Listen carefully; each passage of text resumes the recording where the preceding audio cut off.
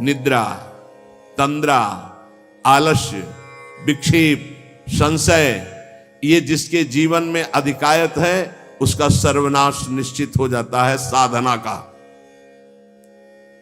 नींद पर काबू पाओ, निद्रा के अधीन मत हो, ये बहुत बड़ी शत्रु है, ये भजन का नाश करने वाली है। इसको मत ये सोचो कि अभी तो नई अवस्था है, नहीं, इसी अवस्था में इसको काबू पालो, नहीं तो कुछ नहीं होता। जहां देखो, हम देखा है भयो वृद्ध जनों को जिनको कहा जाता है कि अब भजन की अवस्था है, वहां देखा है बैठे बैठे बात करते करते जब देखो तब ऐसे मुंह बगाड़ दिए, लाल टपक रही, जब देखो, देखा हमने। क्योंकि हृदय मलिन है तो तमोगुण का ही राज्य रहेगा, सतोगुण थोड़ी आ जाएगा। यौवन अवस्था में निद्रा को शासन में ले ले, ए विजयी या अभ्यास विजयी कर देता है। निद्रा, तंद्रा, ना नींद है ना जागृत अवस्था है, बेशुद्ध अवस्था सी रहती है। आलस्य, किसी भी सत्कार्य के लिए अंदर उत्साह न रहना। विक्षेप, बार बार भोगों का आकर्षण होना। संशय, ये बातें बिल्कुल साधक के जीवन में नहीं होनी। पक्की बात समझ लो, भगवान को प्राप्त करना कठिन नहीं है, संसार का राग त्यागना कठिन है। और वो सत्संग शुरू है, भगवान ने सत्संग दे दिया है, ये रोज काट रहा है तुम्हारे संसार राग को, पक्का मानना।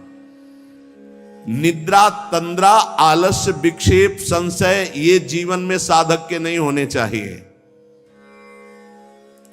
श्रद्धा, भक्ति, नम्रता, उत्साह, धैर्य, थोड़ा भोजन और पवित्र आचरण, पवित्र वस्त्र, पवित्र आसन। कल एक उपासक प्रश्न कर रहे थे कि आसनों का भगवत प्राप्ति में कितना योग है। बहुत ज्यादा योग है, पर सिद्धासन और पद्मासन में बैठने की वो भूल न करे जिसका ब्रह्मचर्य ठीक नहीं है। भूल न करे, नहीं शरीर पीड़ा और रोग से ग्रसित हो जाएगा। ये वायु को संशोधित करके, चर्बी को भस्म करके, शरीर को शांत करके और मन को एकाग्र करके, प्राणों को सूक्ष्म करके भगवत प्राप्ति कराने में बहुत ही सहयोगी आसन है पद्मासन और सिद्धासन। लेकिन उसके पहले ब्रह्मचर्य का नियम नहीं, तो इन आसनों पे बैठने की भूल न करे। गृहस्थ सुखासन पर बैठे, पलथी अलथी पलथी मार करके ऐसे आराम से सुखासन पर अभ्यास करे। 30 मिनट, 40 मिनट, 48 मिनट शांत भाव से मंत्राकार वृत्ति करने का, ये सब सही है। लेकिन 1.5 घंटे, 2 घंटे, 2.5 घंटे, 3 घंटे सिद्धासन और पद्मासन में, गृहस्थ धर्म में जो ब्रह्मचर्य का ठीक पालन नहीं करते, और विरक्त धर्म में ही इस आसनों का विशेष प्रभाव पड़ता है। तो अगर गृहस्थी में ब्रह्मचर्य का पालन कर रहा है तो बैठ सकता है। योग कोई ऐसी चीज नहीं है कि जो चाहे जैसे चाहे ऐसे मनमानी आचरण नहीं, गुरु के समीप, नहीं तो शरीर रोग से ग्रसित होने की संभावना रहती। प्राणवायु बिगड़ जाए तो कई प्रकार के रोग उत्पन्न हो जाते हैं। उपासक को चाहिए कि आसनों का अवश्य अभ्यास करे। इससे ऊर्ध्वरेता होने में बहुत सहयोग होता है आसनों से, ब्रह्मचर्य का। जैसे आप शांत ऐसे बैठे हैं पद्मासन या सिद्धासन से, अब आपके अंदर वायु बिगड़ेगी, भीषण दर्द शुरू होगा, जांघों में दर्द शुरू होगा, शरीर में विशेष हरकत पैदा होगी, विशेष बिजली दौड़ेगी, एक शक्ति, शांत एकदम, मंत्र में पूरी वृत्ति।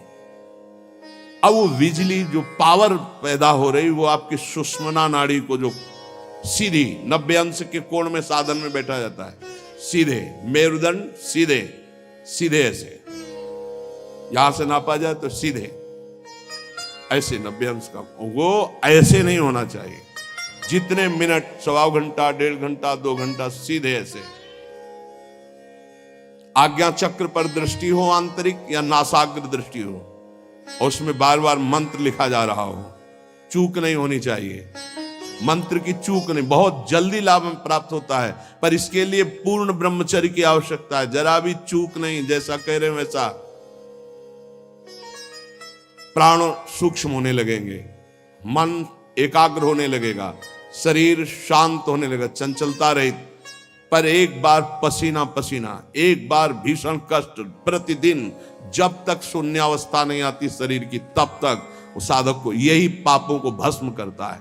यही आसन उसको दिव्यता प्रदान करते। अब इतनी हीट पैदा होती है उसके अंदर, अगर संयम से नहीं है तो व्यभिचारी बन जाएगा। बहुत ध्यान देने योग्य बात, उस समय उसकी कुंडलनी, उसकी सुषुम्ना नाड़ी, उसकी हर नाड़ी एक्टिव होती है उस गर्मी से, आध्यात्मिक शक्ति से। अगर वो व्यभिचार की जरा भी गलती करेगा तो कुंडलनी की अधोगति हो जाएगी, अधोगति नीचे की तरफ हुई, भारी व्यभिचारी बन जाएगा। ये ऊर्ध्वगामी जीव ही सुषुम्ना मार्ग संचारी, सुषुम्ना मार्ग से संचरण हुआ, आजीवन के लिए काम रूपी वेदना से मुक्त हो जाएगा। जे ही वो ऊर्ध्वरेता ब्रह्मचारी हुआ, संकल्प ही खत्म काम का, नष्ट हो जाएगा। एक ऐसी परमानंदमय स्थिति योगी की, वही सब बिना कुछ किए ये स्वाभाविक हो जाएगा यदि नाम जब श्वास प्रश्वास से किया जाए। ध्यान रखना, एक इतना कठोर और एक इतना सहज, श्वास प्रश्वास पर ध्यान है, हर समय नाम चल रहा है, वो सब बड़े शीतल प्रकृति से जागृत कर देगा। कुंडलनी जागृत हो जाएगी, सुषुम्ना मार्ग संचारी संचरण होने लगेगा। नाम जप में सब सामर्थ्य विराजमान है। ये केवल प्रवचन की बात नहीं कर रहा, अनुभव की बात कह रहा हूं। पूरे शरीर को झकझोर के रख देती जिस समय कुंडलनी जागृत होती है यौगिक क्रियाओं के द्वारा, और नाम के द्वारा जब जागृत होती है तो पता ही नहीं चलता कब जागृत हो गई। ये ध्यान रखो, वही नाम से ऐसे सहज में जागृत हो जाती है कि उसको पता भी नहीं चलता कि हमारे अंदर कुंडलनी जागृत हो गई क्या, सुषुम्ना मार्ग खुल गया है क्या। खूब नाम में प्रीति, सदाचार पूर्वक आसनों का सेवन, ये तो सदगृहस्थ भी कह सकते। 45 मिनट आप सुखासन पर बैठने का अभ्यास करें, अगर थोड़ा भी परमार्थ पे, कम से कम 24 घंटे में 2 बार आसन में बैठने का तो अभ्यास। सुखासन ऐसे पलथी मारकर, ऐसे आराम से, या अर्ध पद्मासन, एक टांग के ऊपर, बाई टांग के ऊपर दाई टांग ऐसे चढ़ा करके आराम से, ये आराम आसन है। जो वयोवृद्ध हैं थोड़ा कुर्सी या सोफा या जैसे भी बैठो, पर ऐसा नहीं कि एक एक मिनट में इधर उधर, थोड़ा सा शांत बैठने की कोशिश करो। जैसे निरंतर विषयी पुरुष विषय चिंतन करता है तो उसे विषय की आसक्ति प्राप्त हो जाती है, ऐसे भक्त जब भगवान नाम चिंतन करता है तो उसे भगवान में आसक्ति प्राप्त हो जाती है। जैसे विषयी पुरुष विषय चिंतन करता है तो विषयों में आसक्ति हो जाती है जिसमें है ही नहीं कुछ, घृणित स्थानों में आसक्ति हो जाती है। फिर सच्चिदानंद का जब चिंतन होता है तो उसमें आसक्ति हो जाए तो कैसा आनंद होगा। भगवान मेरे समीप हैं, अनुभव हो रहा है। भगवान मेरे को ऐसे 1000 हाथों से ऐसे घेरे हुए हैं। भगवान निश्चय मेरे को स्वीकार कर चुके हैं। ऐसा 3 बातें उपासक को अनुभव होने लगती हैं जिसकी शरणागति पुष्ट हो गई है। भगवान मेरे समीप हैं, देखो महापुरुषों के वचन, भगवान सहस्त्रों हाथों से मुझे घेरे हुए हैं, भगवान मुझे स्वीकार कर चुके हैं। ये 3 बातें शरणागत के अंदर आ जाती हैं। देखो आपको अनुभव होता है भगवान मेरे समीप है। अगर नहीं हो रहा तो अभी आपका कोई है, इसीलिए नहीं हो रहा। ये पूज्य श्री राधा बाबा कहते हैं हमारे श्री कृष्ण में एक स्वभाव ऐसा है, वो दूसरिया पसंद नहीं करते। वो जिसको स्वीकार करते हैं उससे अनन्यता की चाह रखते हैं। मौन, अन्य चेष्टाहीन, शरीर मन वाणी केवल आराध्य देव में, तो अनुभव होने लगेगा कैसे प्रभु हमारे समीप रहते हैं। ये कितने बड़े महापुरुषों की खुली हुई बात है। भगवान मेरे समीप हैं, भगवान मुझे शास्त्रों भुजाओं से ढके हुए हैं, मेरी रक्षा कर रहे हैं, भगवान मुझे स्वीकार कर चुके हैं। ऐसा शरणागत को अनुभव होता है। आपको यदि अनुभव नहीं हो रहा तो मौन, सारी चेष्टाएं भगवान के लिए, शरीर मन और वाणी प्रभु के चरणों में समर्पित, तो आपको अनुभव होगा प्रभु मेरे समीप है, अनुभव होता है। हर उपासक को जीवित कैसे रहे। जो भोगों से जीवित है उनकी बात अलग, जो प्रभु से जीवित है उनकी बात। कोई सोच सकता है ये तो विरक्त कर सकता है, गृहस्थ कैसे कर सकता है? तो बोले गृहस्थ संबंधी जितने कार्य वो सब प्रभु को अर्पित करो, नियम से भजन का समय रखो। इतने समय ठाकुर सेवा, इतने समय पाठ, इतने समय भजन, इतने समय ड्यूटी, इतने समय अपने कार्य, समय से सब कार्य, सांसारिक कार्यों को भी समय से करो और भगवत अर्पित करो। जब तक दूसरों से क्रोध करते हो, द्वेष करते हो, कपट रखते हो, स्वार्थ भरा व्यवहार करते हो, अभिमान भरी वाणी बोलते हो और लोक में दूसरों की निंदा करते हो, तब तक हृदय में विद्यमान भगवान होने पर भी तुम ये अनुभव नहीं कर सकते कि वो मेरे समीप हैं। बहुत अमृत में वचन है, पता नहीं आपको कैसे लग रहे हो, बिल्कुल अंदर का ऑपरेशन है। जब तक दूसरों से क्रोध करते हो, द्वेष करते हो, कपट भरा व्यवहार करते हो, स्वार्थ रखते हो, अभिमान भरी बात बोलते हो, दूसरों की निंदा करते हो, तो हृदय में विद्यमान रहने पर भी भगवान का अनुभव नहीं कर सकते कि वो मेरे समीप हैं। ब्रह्मचर्य में जीवन परम पुरुषार्थ में जीवन होता है। ब्रह्मचर्य ही ब्रह्म की प्राप्ति का मुख्य हेतु होता है। ये मुख्य हेतु होता है। मान लो जिसके त्यागने में इतना सुख है, उसको रोकने में कितना सुख होगा। मान लो ये डॉक्टरों की ये बात हमारी समझ में नहीं आती जो ये कहते हैं कि ऐसा करना ठीक है।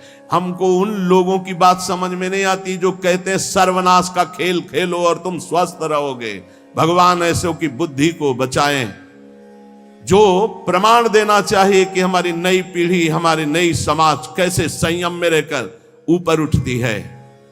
कोई भी घड़े में छेद कर दो भर जाए, ऐसा कैसे हो सकता है? चलनी में गैया दुहे, दोष दैव को दे, हरि गुरु कहो न माने। कैसा कलयुग बढ़ गया है कि प्रमाण दिया जाता है सीरियल नौटंकी नाटकों से और डॉक्टरों से। कैसी बुद्धि भ्रष्ट हो गई है उपदेश देने वालों की। धर्म शास्त्रों की अवहेलना करके ऐसे उपदेश देने वालों को नारकी गति प्राप्त होगी, कोई भी हो। क्यों? क्योंकि वो जब ऐसा उपदेश कर रहा है तो स्वयं उसकी ऐसी धारणा है। और व्यभिचारी की गति कभी शुभ नहीं हो सकती। व्यसनी धन शुभ गति व्यभिचारी कभी नहीं हो सकती। शास्त्र मर्यादा का नाश करने वाले ऐसे लोग प्रमाण देते हैं नाटकों, नौटंकी और फिल्मों का कि ऐसा करना उस फिल्म में कहा गया, ऐसा करना उस डॉक्टर क्या है? शरीर संबंधी अंगों का ज्ञान रखने वाला है, ना कि वो परमार्थ विजयी योद्धा है। वो काम, क्रोध, लोभ, मोह, मद इनका ऑपरेशन करना जानता है क्या? इतना चाहे जितना तुम डिग्री ले लो, इस शरीर का तुम ज्ञान रख सकते हो, लेकिन मन का और बुद्धि का और परमात्मा तत्व का ज्ञान प्राप्त करने वाले महापुरुषों की, ब्रह्म ऋषियों की वाणियों का खंडन करने का अधिकार नहीं है। उन्हीं की बात से हमारा परमार्थ शुद्ध होता है। शरीर में जितनी पावर शक्तियां हैं वो सबका अंतिम रूप वीर्य है।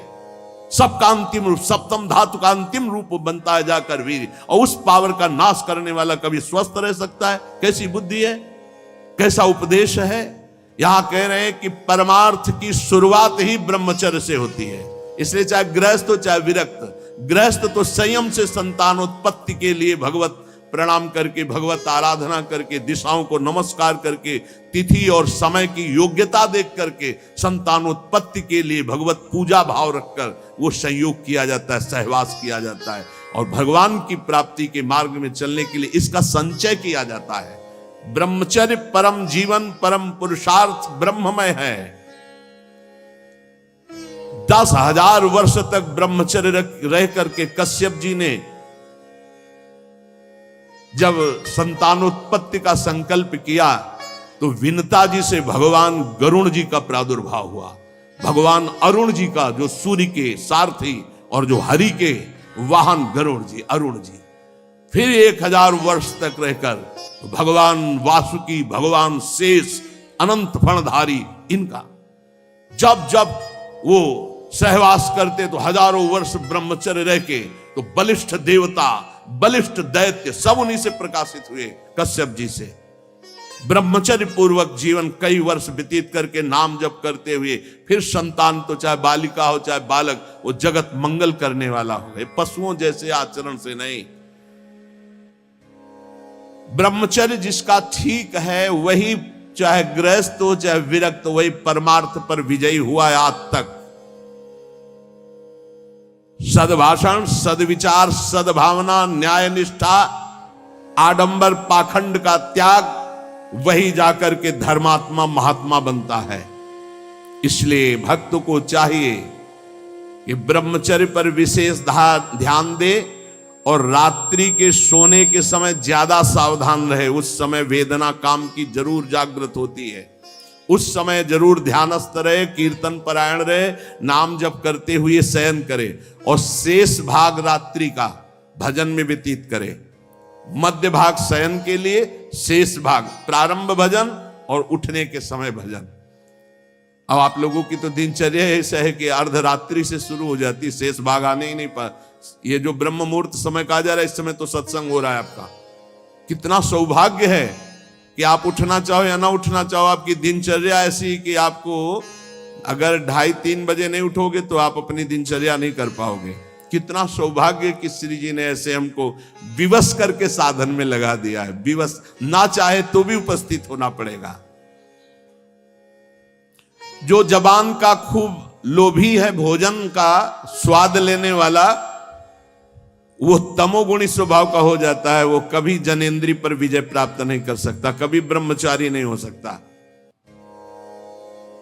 लेकिन ये बात जितेंद्रीय महापुरुषों में परीक्षा नहीं की जा सकती। संध्या के समय भोजन करने से भजन में अरुचि पैदा हो जाती, इसलिए संध्या के समय कभी भोजन न करें। भोजन के समय नाम जप जरूर करें, क्योंकि एक एक कवल में जितना बार नाम जप करोगे शरीर में रस जाएगा, वो रस आपको भजन में बढ़ाएगा। टीवी चला के भोजन न पावे, क्योंकि टीवी का दृश्य देख के चिंतन करते हुए भोजन पाओगे तो टीवी में चल रहा है वही तुम्हारे चिंतन में चलेगा, तुम्हें परमार्थ से रहित कर देगा। अगर बहुते कुछ देखने सुनने की आदत है तो उस समय संतों के पावन चरित्रों की चर्चा सुनो, कोई कथा चलाओ, कथा सुनते हुए भोजन पाओ। अगर एकाग्रता पूर्वक भजन करने की रुचि नहीं जागृत हुई तो सत्संग सुनो, संतों के चरित्र सुनो, बड़ा प्रभाव पड़ता है। संतों की छवियां सामने रखनी चाहिए जहां भोजन पाने का हो, कुछ सदुपदेश सामने रखने चाहिए। अपने यहाँ तो बड़ा मंगलमय है, राधा राधा ऐसा नाम चलता रहता है। एक दिन सबके बीच में पाया, बड़ा सुख मिला कि नाम चलता रहता है, आप लोगों के कान में नाम गूंज रहा है।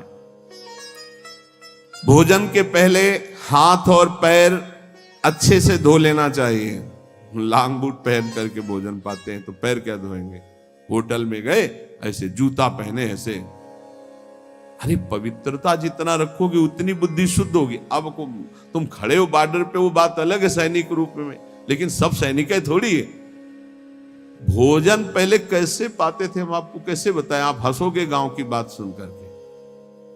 जब भोजन पाने जाते थे तो ऊपर के वस्त्र उतार दिए जाते थे। जो पुराने जन है गांव के वो भले जानते हो, आज के आधुनिक क्या जानेंगे। नीचे धोती कांच, पैर हाथ धो के कुल्ला करके, पाटा लकड़ी का उसको धो करके, नीचे ऐसे चौका लगा हुआ है, फिर आते थे। स्टील के पात्र प्रयोग नहीं हो सकते रसोई में या कहीं भी नहीं, कांसे के फूल के ऐसे पात्र होते। जब प्रसाद ऐसे भोग सामने आता, थोड़ा सा अंगार रख करके 5 कवल वहां स्वाहा स्वाहा, और फिर उसको तब जाकर, ये किसान की बात कह रहे हैं, घर गृहस्थी की बात कर, कोई साधु महात्मा की बात नहीं करे, घर गृहस्थी की। उस समय कोई बोल नहीं सकता, कोई छू नहीं सकता। ऐसे पवित्र, तब विचार पवित्र होते, तब उनके चिंतन में सत्य धर्म ऐसे आचरण है। पशुता का कौन बना रहा है, कैसा बना रहा है, कोई मतलब नहीं, खाए जा रहे हैं, बस चर्बी बढ़ी जा रही है, पेट जो है झुकने लायक नहीं रह गया है। 4 सीढ़ी चढ़े तो नए नए बच्चे होश में। ये ज्यादा मोटापा जो चर्बी का है, ये बाहरी होटलों वाले भोजन में सब नहीं। हर साधक को 2-4 किलोमीटर दौड़ लगानी चाहिए। 40 मिनट व्यायाम करना चाहिए। व्यायाम जरूरी, शरीर को थकाना ब्रह्मचर्य के लिए आवश्यक है। अब ना मानो तो भगवान जाने, आप क्या करें, कह ही सकते हैं। रसास्वादन के लोभ से जो भोजन किया जाता है वह ब्रह्मचर्य में बड़ा हानिकारक होता है। इंद्रियां वश में नहीं होती, तमोगुण बढ़ जाता है। संध्या के समय भोजन नहीं करना चाहिए, भोजन के समय भाषण नहीं करना चाहिए। हाथ पैर धो करके पवित्र भाव से उत्तर या पूर्व की तरफ मुख करके नाम जप करते हुए भोजन प्रसाद पाना चाहिए। उत्तर या पूर्व की तरफ मुख करके जो भोजन पाते समय आप चिंतन करोगे उसका 24 घंटे प्रभाव रहेगा, इसलिए नाम जप जरूर करें। कुचिंता, कुप्रवृत्ति, कुसंग ये भोजन से बढ़ जाते हैं। भोजन के समय किसी द्वेषी पुरुष का चिंतन करके जलते हुए पा रहे हो, पूरा 24 घंटे विक्षेप पैदा करेगा। इसीलिए कहा भक्तों के चरित्र जरूर, या कोई सत्संग या भगवान नाम कीर्तन या ऐसे कोई भगवत भक्तों की अंदर से चिंतन वृत्ति रखते हुए भोजन के समय बहुत सावधान। भोजन 24 घंटे के लिए रक्त बनाने वाला पदार्थ जा रहा है, उस समय बहुत बढ़िया चिंतन करते हुए पाना चाहिए। जो एक दूसरे से हंसी मजाक करते हैं, जो सीरियल तमाशा नौटंकी के ऐसे देखते हैं, जो छल भरी बात करते हैं, जो दूसरों के साथ गंदे व्यवहार करते हैं, ऐसे लोगों से भक्ति करने वालों को बचना चाहिए।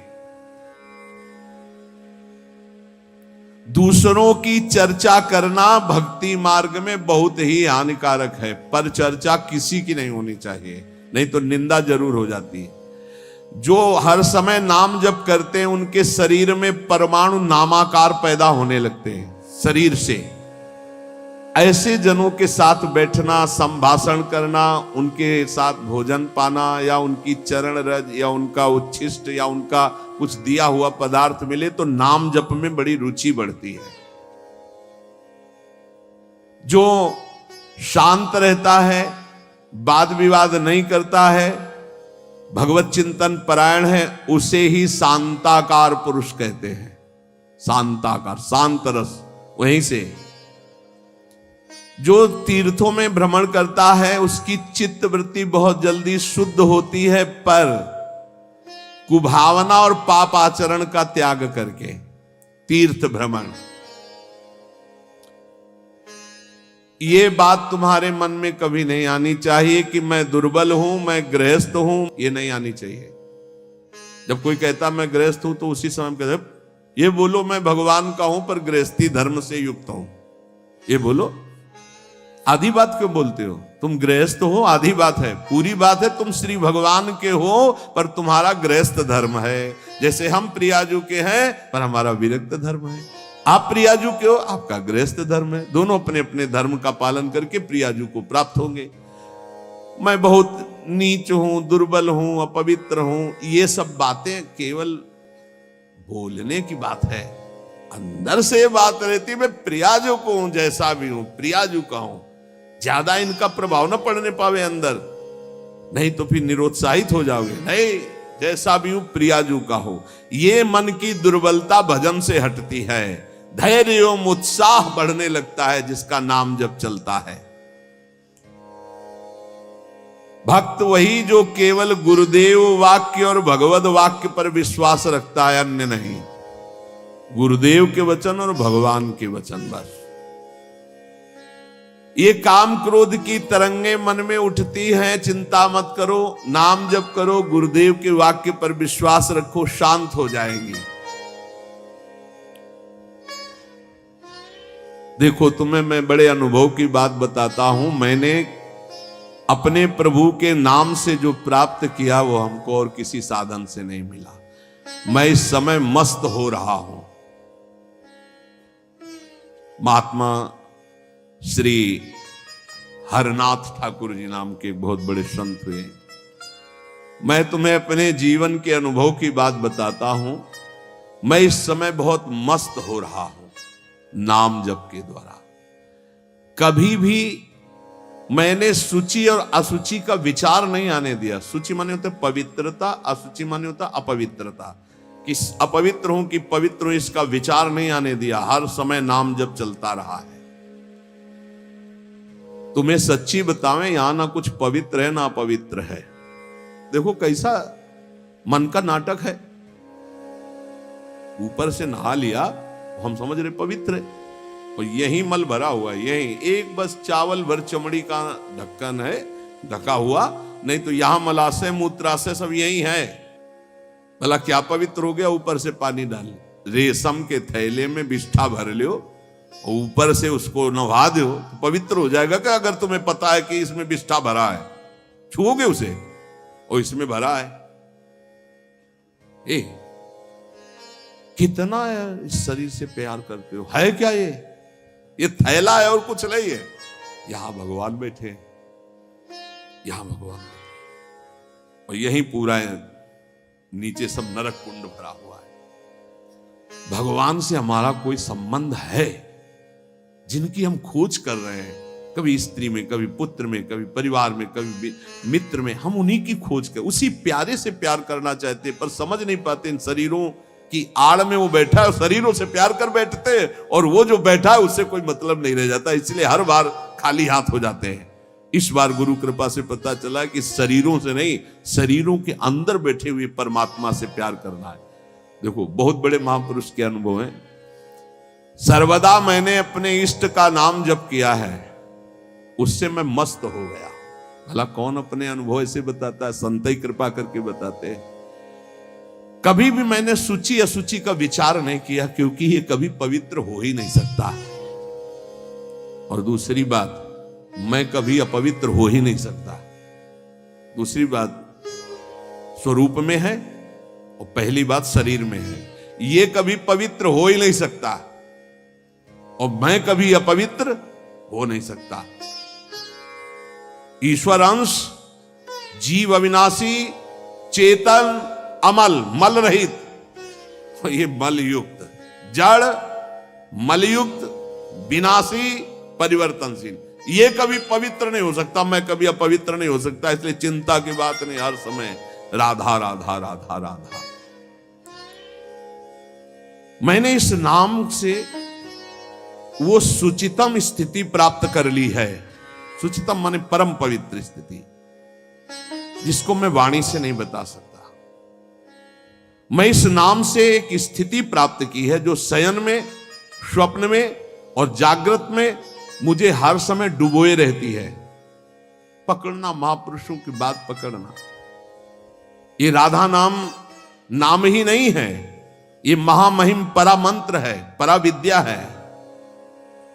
ये नाम ही तंत्र का सार है, ये नाम ही मंत्र का सार है, ये नाम ही ईश्वर श्री कृष्ण का सार है, राधा नाम।